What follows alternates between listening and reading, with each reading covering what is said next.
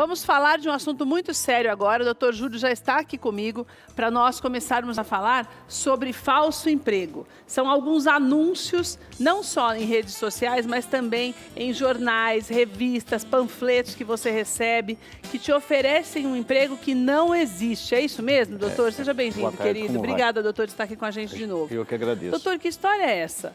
Porque na internet, antigamente, isso acontecia muito em revistas. Hoje, como a gente tem uma gama menor, até por conta da internet, Sim. a gente tem que tomar cuidado com o que especificamente para não cair nesse golpe?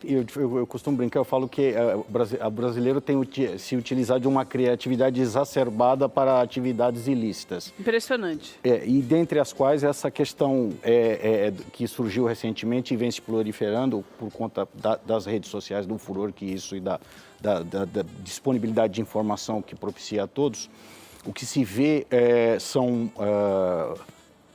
propostas de supostos empregos que, na verdade, são um mecanismo para subtrair de pessoas que, por conta da economia que está como está, se sujeitam a antecipar pseudas taxas e com a falsa promessa de que vão ser colocadas ou vão ter facilitado a sua admissão dentro de um processo seletivo. Agora, isso acontece em várias áreas ou tem áreas específicas que tem acontecido mais, doutor?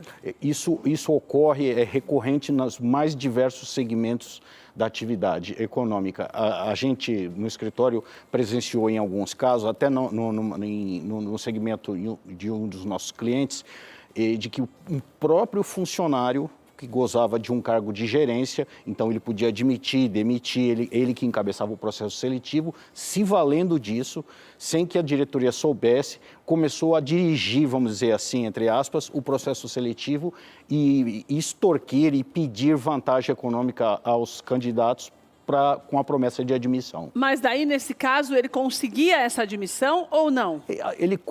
Em alguns casos, sim, outros não. Então, era uma situação pulverizada, até de difícil identificação. Agora, doutor, como é que é feita essa divulgação hoje, com os tempos mais modernos aí, com o advento da internet? É feito mais pela internet mesmo, esse tipo de trabalho? Hoje em dia, trabalho sujo, né? Mas essa empreitada, vamos dizer essa empreitada. Hoje se utiliza mais da rede social, até por conta de custo. Antigamente você tinha que ter uma instalação física, hoje nada disso é necessário. Você trata de tudo isso virtualmente, às vezes até por telefone. E onde é que eu encontro esses anúncios? Internet, Instagram, Facebook?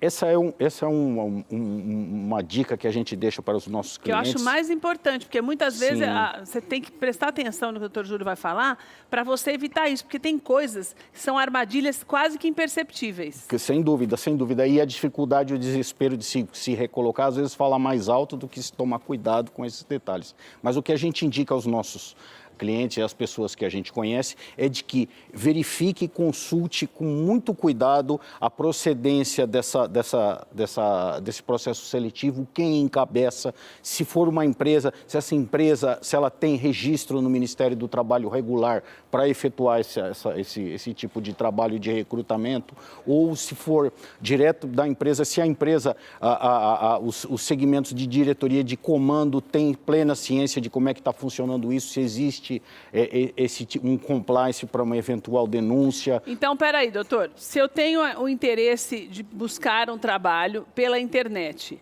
eu vejo um anúncio no Instagram de alguém mesmo, ou de uma pseudo-empresa, eu entro em contato com essa pessoa. Mesmo que eu converse por telefone, mesmo que a pessoa me fale para ir em algum lugar, ou primeiro, normalmente eles não devem falar para ir, eles devem pedir o dinheiro da taxa antes, né? Porque se você for no lugar, já vê que não tem nada. Sim. Isso eu não posso fazer. Se pedir alguma coisa, alguma taxa de inscrição para alguma coisa, não é verdade. Esse é o primeiro passo. Se lhe for exigido algum tipo de pagamento antecipado, você pode esquecer, bata o telefone ou dê um DEL, porque isso aí é golpe.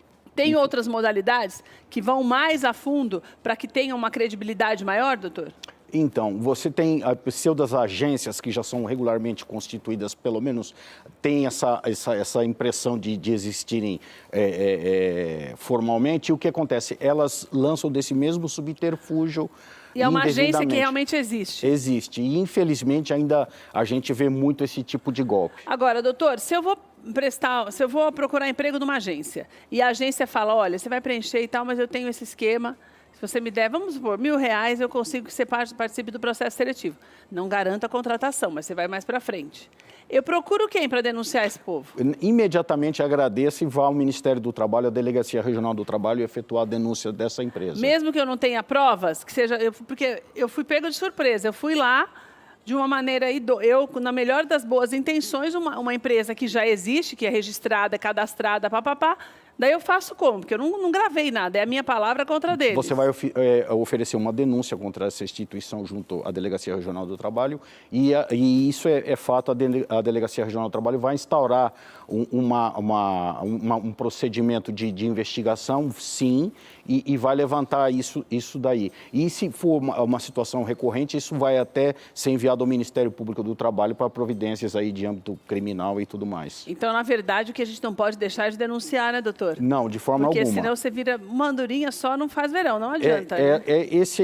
Essa mobilização é que faz com que seja exterminado do mercado esse tipo de prática. Agora, você acredita que qual é a prática que está sendo mais usada agora? Essa que eu falei de você pedir vamos dizer assim, uma taxa para iniciar o processo, ou essa de lugares que, teoricamente, seriam idôneos, registrados, cadastrados, que oferecem mesmo as vagas de trabalho e acontece uma coisa dessa? Infelizmente, com dor no coração, eu falo que é uma situação meio equânime. Na mesma proporção, em todas as frentes, a gente vê isso diariamente. Gente, vou te falar uma coisa, é um absurdo, né? Então, você tem que prestar muita atenção.